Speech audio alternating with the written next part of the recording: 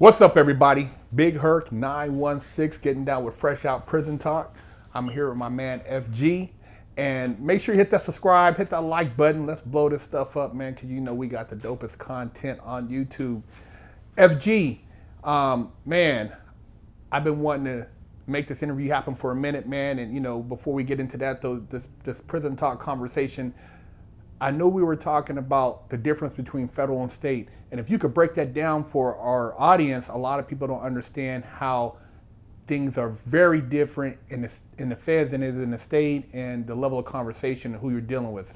Well, the difference with me was, in my experiences, was the state was more physical, on demand. You know, you got a lot of people in here, depending on what yard you own. Some people are doing less time than others, you know, but like you say, you're dealing with child molesters, rapists. You know, you get every breed of fabric in the state. You know, you get definitely going to get all the gang members. You know, I'm from California, so definitely going to get the whole California gang system is going to be in here. You know, and the difference with me from the state and the feds was more or less like, when the feds get you, they give you so much time that it turns into a mental fight. The state, for me, you know, I didn't get a lot of time in the state, so it was a physical fight. You know, I'm running around, I'm rowdy, you smashing, you chomos, you doing whatever you doing, you know what I mean, and you on point all the time, you know, physically. What's up? What you want to do? What's happening? Well, when I got to the feds, it was more or less like everybody had so much time that wasn't the mentality. Now, what I can say about California, though, is this, Herb, and recently, back in the day when you go to feds, it was a higher level, only higher level dudes was there. They lived a little more comfortable life as far as the violence is concerned. But now it's so many gang members that's doing bank robberies, that's doing federal crimes, that it's almost then flipped. It's just the same. It's just like I say, it's more physical, and you're dealing with people who've had money before, or at least was chasing money to get there. You know, it's rarely you in the feds without some kind of financial crime. You know, it's other crimes you could be there for, but most of the dudes are in there for trying to get some money. So when you're around dudes who was around money, they have a different understanding, because if you was around money or you was trying to get some money, you dealt with a different kind of people. So you do have an understanding about different races and different, you know, gangs and different this, you know, but in the state, it was more or less like, especially with the gangbanging. You know, it was on with the Crips. You know, I come from a predominantly blood area. I'm from Compton, and where the Pyrus are, and it was on site, physical, just Right wow. off the rip. But the state, the feds, it was just more or less like, you know, we had to come to some kind of understanding, because we all doing a bunch of time, you know, and mentally. You know, you worried about in the state, you know, you got your family come visit you right up the coast. You were Tehachapi somewhere, you in Jamestown somewhere, you in, you know, but in the feds, they'll send you across the country. So you can land in Leavenworth, you can land in Lewisburg, you can land in any state, not to mention you dealing with the Italian mob, you dealing with different races. Latin Kings, Vice GDs. Lords, you know, GDs, you know, and the DC boys, you know, DC you're dealing boys, with so many different elements that you as a state don't have time for to be on some state to state stuff. You know what I mean? It's like, for, you know, the Crip and Bloods banded together in the Bay Area, banded together. You know, we was us. You know, you walk in them yards when I was in Texas, you know, them Texas boys out there deep, you know what I mean? Yeah. You don't got time to be getting into it with your, you know, your buddy from anybody from California is your buddy. Yeah, you know got what I squash mean? that. Any difference y'all had anywhere? Yeah. No, we won now. Yeah. So you get that element, not to mention you get is people coming down from that's come from over here from other countries that get federal time, that's in the system, you know. So you're dealing with so many different people and so many different elements, you know what I mean, that the federal system is just a lot different than the state.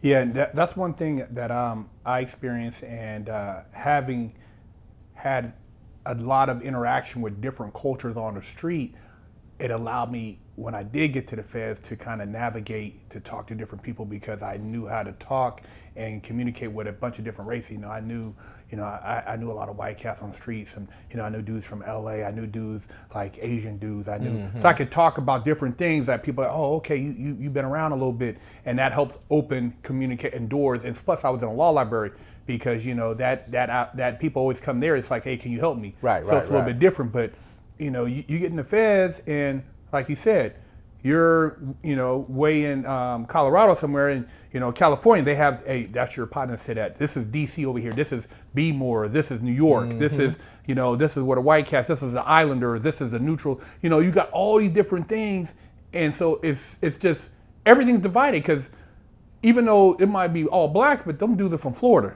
Florida boys, them dudes from Virginia, and they don't all rock the same. No, it's totally different because you don't know who's who and how they're getting down, and it's just a different type of flow as far as how people are getting down, and it's eye opening, man. That's why I tell people, man, you don't even want to put yourself in that position because I've seen it, where I knew a dude from Florida, and he's doing his thing. He's all big hurt, woo wop. But then next thing you know, his homeboys checked him in. Mm-hmm. They by the horseshoe thing, they stomping him out. You just keep walking. No doubt. Mind your business. Mind your business, man. Mind your business. I mean, literally, a couple of times I've seen people bleeding out coming from Unicorn. He kept, dude was in Unicorn, and like you said, he kept trying to go to work, avoiding shit, owing somebody. Mm-hmm. Somebody waited for him, caught him coming through that right before man, punished him. I mean, he laying out right there, and as soon as you see a body, you got to try to book it because they're gonna lock it down. Right. So I'm trying to book it back and get a shower, get my ice, cook a soup. Get my ice. And people think, dude, that's the situation because ain't no stopping to help nobody. Ain't no look. You act like you didn't even see that. And you book it up out of here, man. I'm like, oh, they caught him. Hey, man, you took me right back to the yard, man. I'm talking about, like you say, but something crack.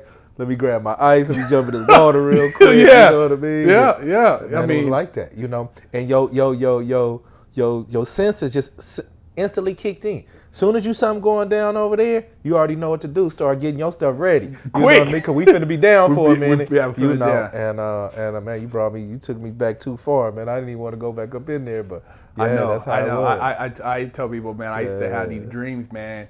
When I got out, I haven't had them lately because I was able to bring some closure. But I'd have a dream where I'm in prison and I don't have a release date. I'm trying to figure out why I'm in here. Because you have Groundhog Day. So when you get out, it's like, damn, you had these nightmares. Like, how'd I get here, man? I'm innocent. What am I doing here? And it's crazy, man. And psychological, it's almost like some post-traumatic shit, man. I mean, technically it is, in a certain fashion.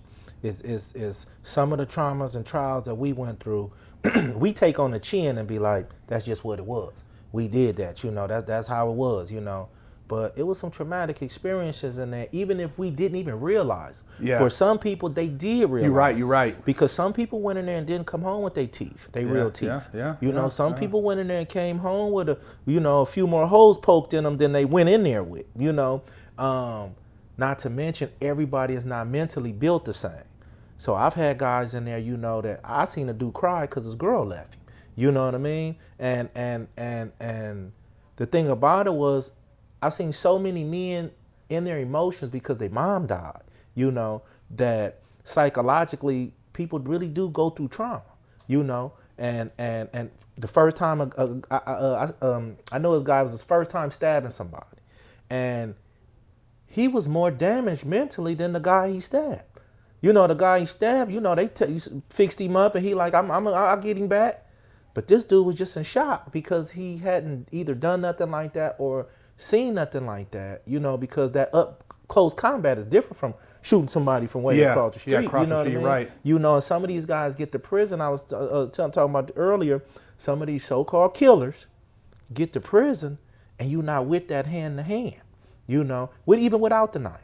Come in here and run these fades and come in here and run this. And sometimes for a dude to get knocked out in front of his friends, it's traumatizing to him. So I don't downplay because some of these people come home. I've seen people come home and was just mentally more distraught than when they went in, and I'm like, brother, you made it home.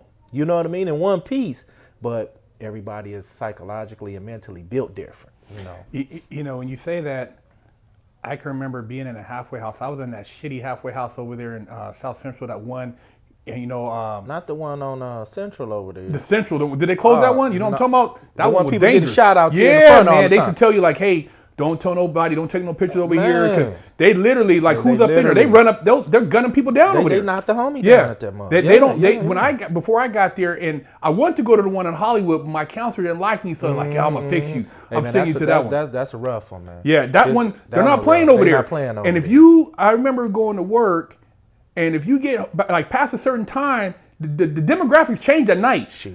You get caught over there, you know, they got the bikers over there, they got the gangs over there. No doubt. And it's right on the cuffs of where it's like a border. Three different gangs. That's the border of 3 different gangs. So it's cracking right there. Yeah. I went up there one night, the homie came home and he had a little job. He got his little job. He said, man, come pick, the way I'm going to be able to holler at him is come pick me up from work and I drive me back off at the halfway house. We get to chop it up. You know what I mean? I'm like, well, homie, I scooped him up from work. We on Central. We go to the halfway house. We around the back. While we literally, like, man, I got 5 more minutes. You know what I mean? So we talking. Man, I heard about 19 gunshots. Damn. The thing about it was the people at the halfway house, you know, they just looked and kept on talking. They was used to this. I'm like, oh, this a halfway house. Yeah, yeah. Shit, they knocking stuff down over there. Yeah. And everybody who, I did give everybody a warning, though. I say, man, listen, man, if you can get your halfway house chain, not that you a scary dude, none of that. If you want the best outcome you can have, don't go to that halfway house. It's hard to even have an opportunity to make it. Because sometimes you're in these halfway houses, you got to go get on the bus for a month until you get a vehicle. You got to. I was catching the bus over there. Yeah, you got to do certain things when you fresh home in order to get situated. Catch the bus down to the DMV to get my ID or certain stuff, and that's just it's hard to even make it, even trying to do good right there. You know. What I mean? Going back to that point, when I used to see the guys in there, and I would see like they're almost defeated, but when they're free though, but they're defeated, and they're trying to get on their feet. The only ones who really had any glimmer was because they had a baby's mama. Mm-hmm. That's sad, man. But these are grown men counting on a baby's mama, and that's the only thing keeping them going, or a mama, because usually ain't nobody's dad up in there helping them to help them get on their feet. For myself, I had a different type of drive, and fortunately, I had a homie like kind of put together a little bullshit job for me, but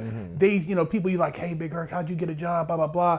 And it's like every man for himself up in there. Right. And you can't even really tell nobody too much of what you're doing. I remember sharing like, oh man, I'm trying to do this and that. Somebody went and told the counselor at the halfway house, and they're like, hey, Mr. Timmons, we heard you're selling books. How much have you made from your book that you wrote? I said, book I wrote? They said, yeah, go get the book you wrote. Somebody said that you had a book.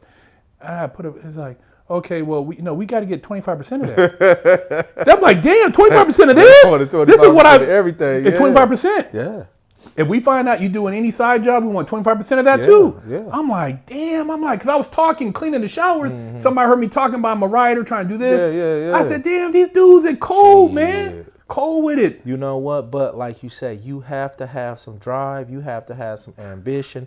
You have to bite your pride. You have to put it to the side for a minute in order to, I know you might have been, had a Benz when you left. I know you probably was the man when you left. But sometimes after all them years, funds get depleted. Mm-hmm, family members leave, mom die, certain situations, and you can come home to nothing.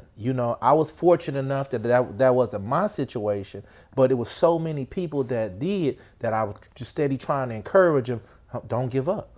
You can't give up on you, man. You got to keep pushing. Put that pride to the side, because I don't look at you as less than a dude because you got to go get on this bus for, 2 months until, you get a couple checks to get you a little. Dude, that's not, trust me, I don't look down on a man like that. I'm going to look down at a man that's not doing nothing, like you say, letting your baby mama give you money, and you driving her car and not trying to get your own. Now, one thing I do believe in, and I will say, there's nothing wrong with getting help.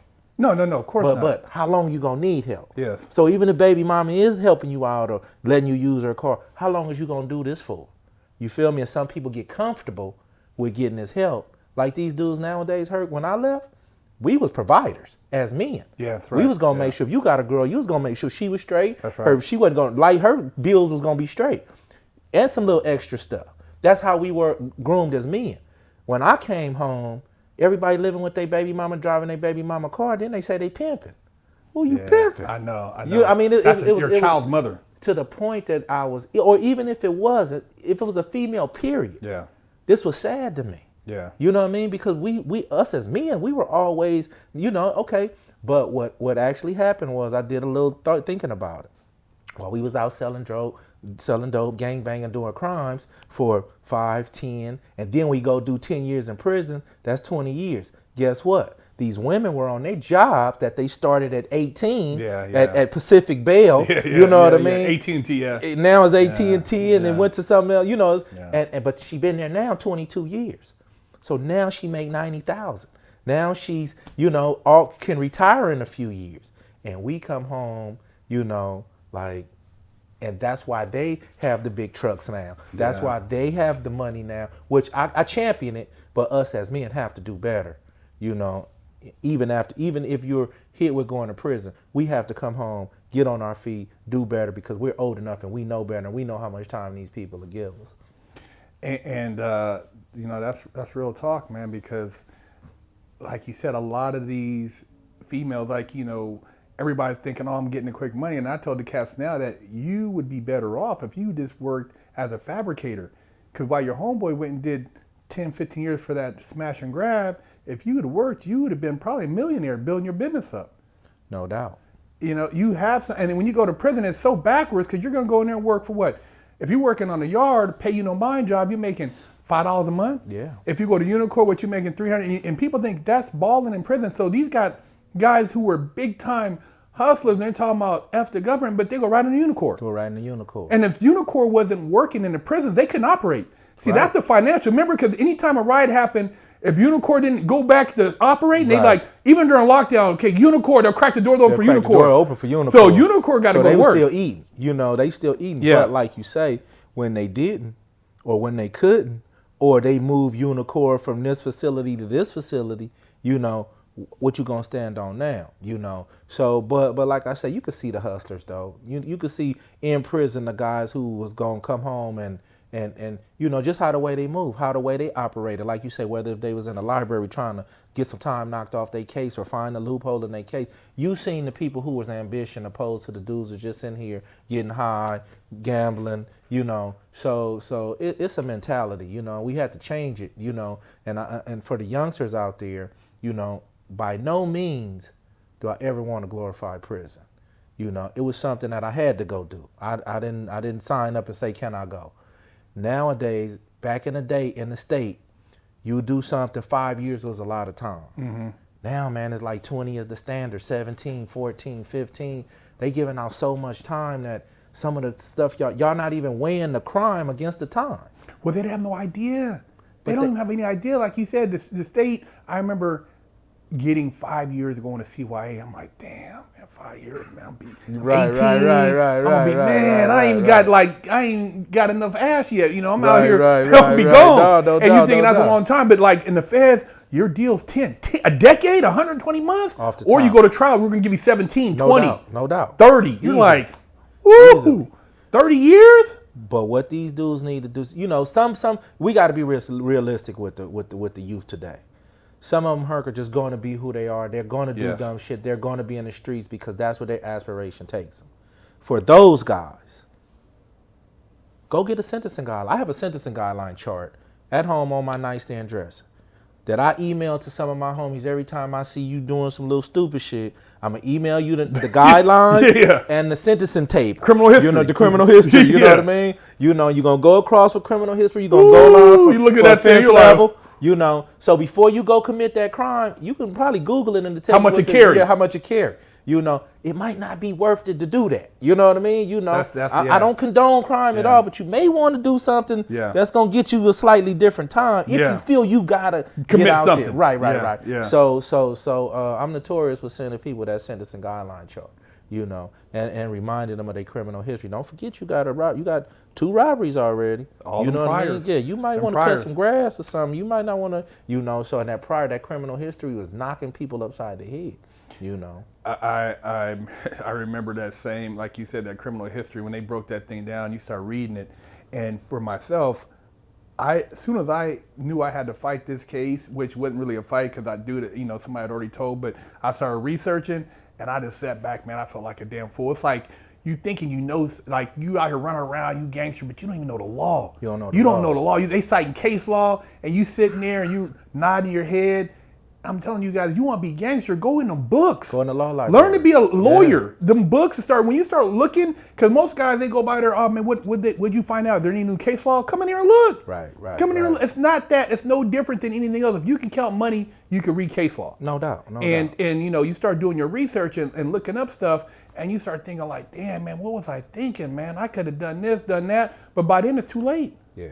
You know, so there's a lot to be learned, man, but you know, some of these guys, like you said, they're going to learn the hard way, and all we can do is keep trying to lace them up, man, but it is what it is, man. Well, you know, like I said, I'm going to definitely try to hammer it to them, you know, because the two guys 18.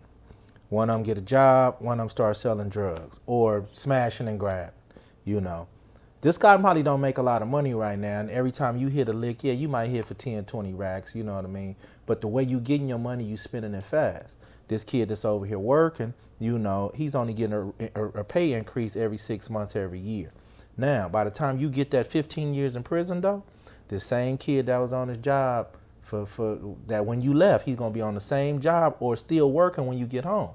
And guess what he got, though, now? He got a Porsche. He got a nice home that he bought. He got a mortgage. Mm-hmm. You know, he got a credit. Good credit. You know what I mean? Family. You know, and he's there for his son or daughter. And he's been to every football game and baseball right. game that he actually could have been at. And he's living now like you dreamed of living then. You know what I mean? So take my advice and take my word for it that it can be obtained. You know, me personally, I go to work every day. I never thought that I would, you know, I've always been an entrepreneur, so I always, even illegally, you know, and I always believed that a job couldn't get me what I wanted. And I was wrong, you know. Not to mention these people that have felonies, oh, I can't get a job. I can't do this, I got felonies. You know, I drive hazmat. I deliver gas at the gas station 5 days a week, 12 hours a day, 10 to 12 hours a day. Make decent money, you know what I mean? Pay my mortgage, take care of my family. I'm cool, right? My Harley, mm-hmm. You know, and only thing I be mad at is I could have been 20 years into Harlan Fuel.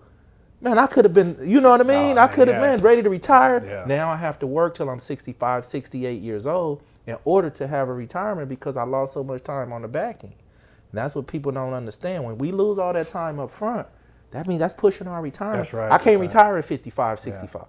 I literally damn near have to work till I'm probably dead. You know what I mean? In order to keep enjoying it. And that's something that the youth need to think about. Start early. Get in there early. Get your education early or get you a trade early and stay on it. And I guarantee you it'll pay off in the end. And there you have it from FG, Big Herc 916, Prison Talk.